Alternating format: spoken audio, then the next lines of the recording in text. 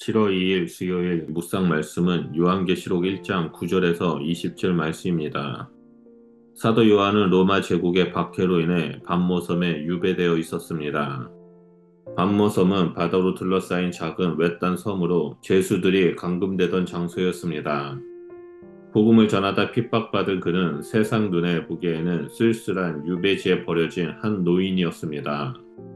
그러나 하나님의 섭리는 그곳을 계시의 무대로 삼으셨습니다.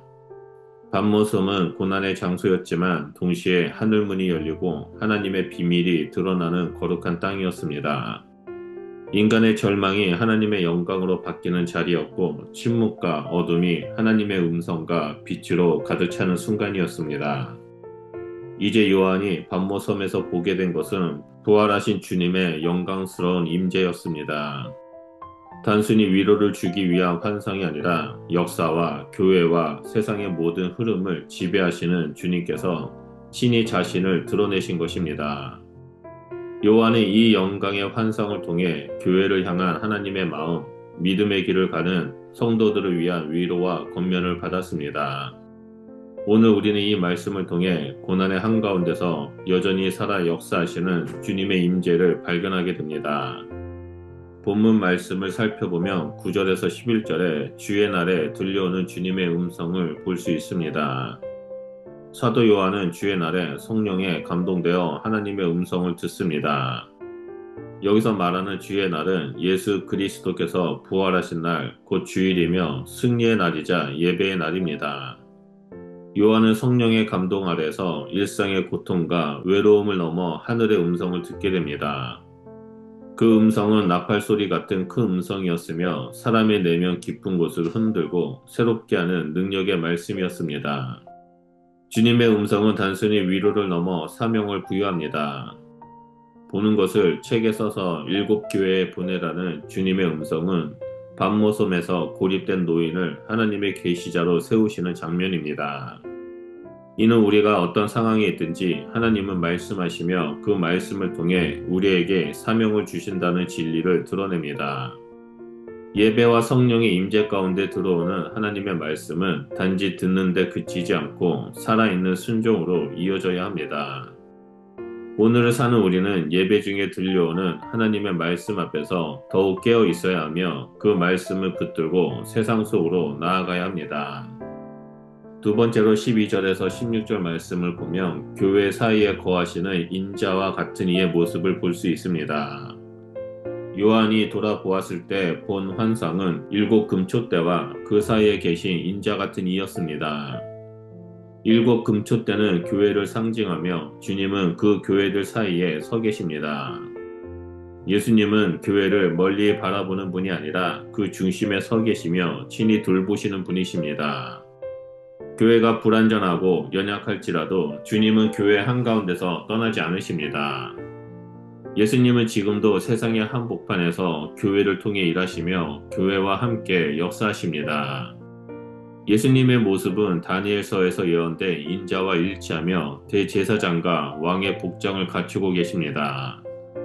머리털은 눈처럼 희고 눈은 불꽃 같으며 발은 주석 같고 음성은 많은 물소리 같고 입에서는 날성검이 나오며 얼굴은 해처럼 빛났습니다. 이 모든 상징은 그리스도의 신성과 권세, 거룩함과 심판의 능력을 담고 있습니다. 예수님은 교회를 감찰하시며 죄를 심판하시고 말씀으로 교회를 세우시며 영광으로 교회를 비추십니다. 이러한 예수님의 임재는 오늘을 살아가는 성도에게 중요한 신앙의 기준을 제시합니다. 교회는 사람의 능력이나 전통에 의해 세워지는 것이 아니라 예수 그리스도의 임재로 말미암아 존재합니다. 그러므로 우리는 교회를 향한 예수님의 시선을 따라가야 하며 예수님께서 어떻게 교회를 돌보시는지를 본받아야 합니다. 우리의 신앙은 인자와 같으니 곧 살아계신 예수님과의 관계 위에 세워져야 합니다.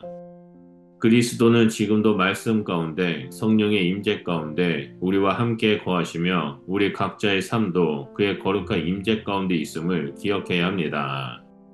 세 번째로 17절에서 20절을 보면 두려움 속에서도 들려오는 생명의 위로를 볼 수 있습니다. 요한은 이 놀라운 환상을 보고 죽은 자처럼 엎드립니다. 인간은 하나님의 거룩 앞에서 설 수 없을 만큼 연약합니다. 그러나 그때 예수님은 그의 오른손을 요한에게 얹으시며 두려워하지 말라라고 말씀하십니다. 이것은 성경 전반에 걸쳐 반복적으로 선포되는 하나님의 위로입니다. 예수님은 요한의 두려움을 가만히 보시고 손을 얹으시며 나는 처음이요 마지막이니 곧 살아있는 자라. 내가 전에 죽었었노라. 볼지어다 이제 세세토록 살아있어 사망과 음부의 열쇠를 가졌노니라고 따뜻하게 말씀하십니다. 이 말씀은 단순한 자기소개가 아닙니다.